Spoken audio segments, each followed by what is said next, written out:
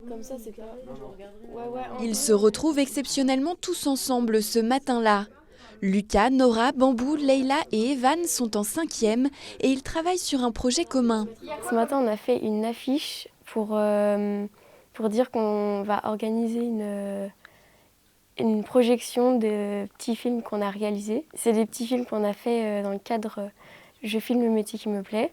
Ils participent au même titre que des centaines d'élèves à ce concours de l'éducation nationale, mais ils ont ceci de particulier qu'ils sont instruits en famille. Leurs enseignants sont leurs parents et leur école est leur maison. C'est les parents qui m'ont proposé quand j'allais rentrer au CP. Et moi, je dis bah oui, ça me va. Et du coup, comme ça, j'ai gardé des copines de l'école. Et puis, j'en ai aussi plein de l'instruction en famille. Et après, tous les ans, ils me demandent si je veux y retourner, mais moi, je préfère continuer. En fait, j'ai eu une mauvaise expérience à l'école. Et du coup, à la base, je devais juste faire une année d'école à la maison en attendant de trouver une autre école ou quoi. Puis après, ça m'a plu, du coup, j'ai décidé d'y rester.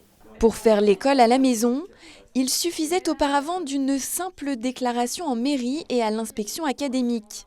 Mais depuis la rentrée 2022 et l'entrée en vigueur de l'article 49 de la loi confortant les principes de la République, les familles doivent demander une autorisation pour instruire leurs enfants à la maison. L'autorisation est possible uniquement sous 4 motifs, dont le motif 1 qui est la situation de santé de l'enfant et ou situation de handicap.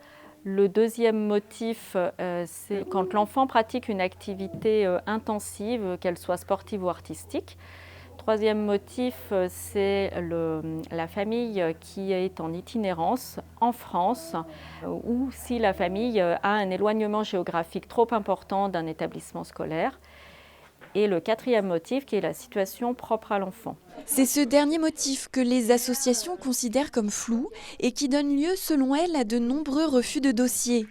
Plus généralement, elles dénoncent une loi limitant leurs droits. Il faut quand même rappeler que la Déclaration universelle des droits de l'homme de 1948 avait pris soin de placer les parents comme premiers éducateurs de leurs enfants. Et ça permettait de préserver la liberté d'instruction et la diversité éducative qui sont le socle d'une société démocratique. C'est extrêmement important. Les rédacteurs de la Déclaration universelle des droits de l'homme avaient bien pris soin de le rédiger de cette manière. Avant même l'entrée en vigueur de cette nouvelle loi, les familles instruisant leurs enfants chez elles étaient contrôlées chaque année par l'académie et tous les 2 ans par leur mairie. Ces contrôles sont maintenus et les parents doivent donc désormais faire leur demande d'autorisation entre le 1er mars et le 31 mai pour chaque rentrée suivante.